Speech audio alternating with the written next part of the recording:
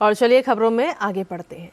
मुद्दों के अकाल से जूझ रहा विपक्ष अपनी राजनीतिक रोटियां सेकने के लिए बेवजह विरोध प्रदर्शन का सहारा ले रहा है।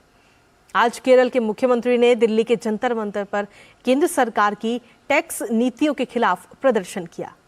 इससे पहले बीते कल कर्नाटक सरकार ने भी प्रदर्शन किया था, जबकि केंद्र सरकार पहले ही हर बिंदु पर तथ्यों के साथ जवाब दे चुकी है, लेकिन राज्य के असल मुद्दों से ध्यान भटकाने के लिए और देश में उत्तर दक्षिण की विभाजनकारी राजनीति को हवा देने के लिए इस तरह के प्रदर्शन किए जा रहे हैं।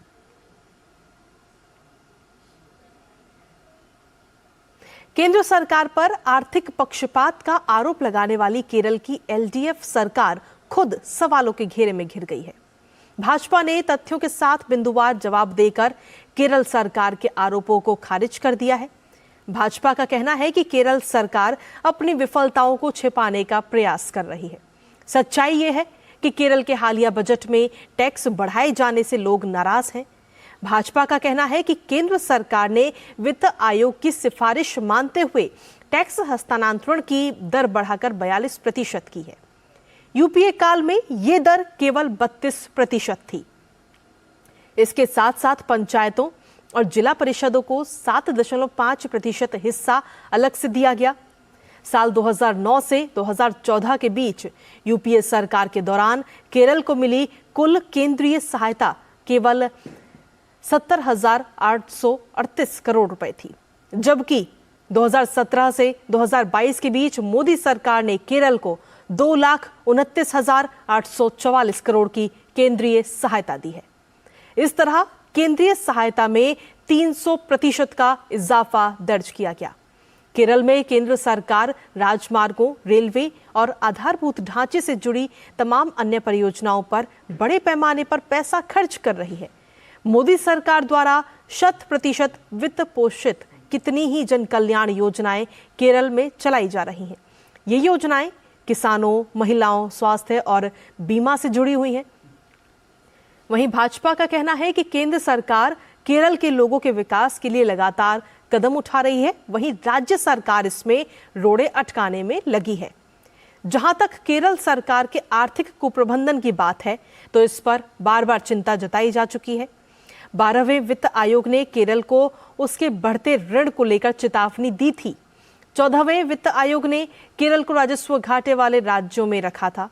इतना ही नहीं, 15वें वित्त आयोग ने केरल को ऋण के बोझ में बुरी तरह दबा राज्य करार दिया था। 2016 में केरल सरकार की अपनी ही एक रिपोर्ट ने माना था कि राज्य गंभीर आर्थिक संकट के घेरे में है।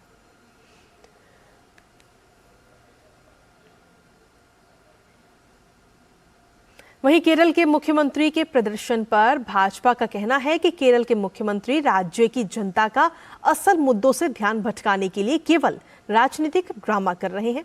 इन्हें अपनी राजनीति को चमकाने के लिए देश को उत्तर दक्षिण में बांटने से भी गुरेज नहीं है।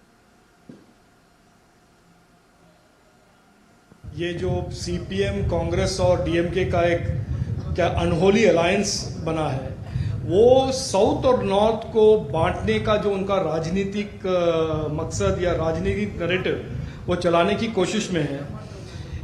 उसको आगे बढ़ाने के लिए वो आज जंतर मंतर आए हैं।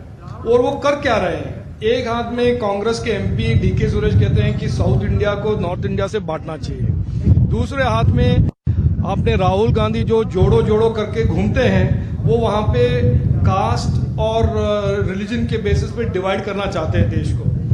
ये सब जो चल रहा है एक ढोंग है, एक पॉलिटिकल ड्रामा है। उनको मालूम है कि लोग पूछने जा रहे हैं इलेक्शन से पहले कि आपने केरल के इस अर्थव्यवस्था को ऐसे बुरे हाल में क्यों छोड़ा है।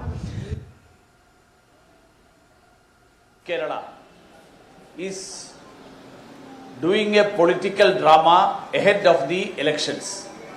During the last 8 years of Kerala's left front government, which came to power in Kerala saying that once we come to power, everything will be set right.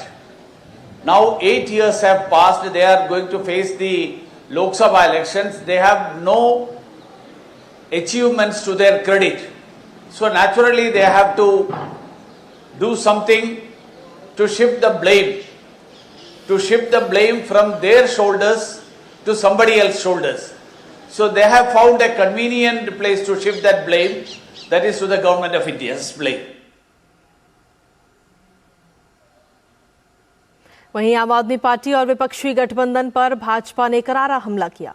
Bhajpa प्रवक्ता गौरव भाटिया ने कहा कि INDI अलायंस भ्रष्टाचारियों का गठबंधन और कांग्रेस भ्रष्टाचार की जननी है। वहीं दिल्ली के मुख्यमंत्री अरविंद केजरीवाल पर निशाना साधते हुए उन्होंने कहा कि ईडी के डर से थर-थर कांप रहे हैं अरविंद केजरीवाल। अरविंद केजरीवाल का मैंने आपको हाल बताया, जो खुद एक भगौड़े हैं, जो ईडी के समक्ष अपने आप को प्रस्तुत नहीं कर पा रहे, थर-थर कांप रहे हैं। लोग बताते हैं सर्दी में पसीना आ जाता है सामन देखते हैं, और सपने में उनके आते हैं मनीष सिसोदिया और संजय सिंह। भाई आप कब आओगे, हम इंतजार कर रहे हैं। 1 साल मनीष सिसोदिया बेल नहीं हुई, संजय सिंह 4 महीने। इंतजार नहीं करेंगे? किंगपिन बाहर है और दूसरे खिलाड़ियों को फंसा दिया।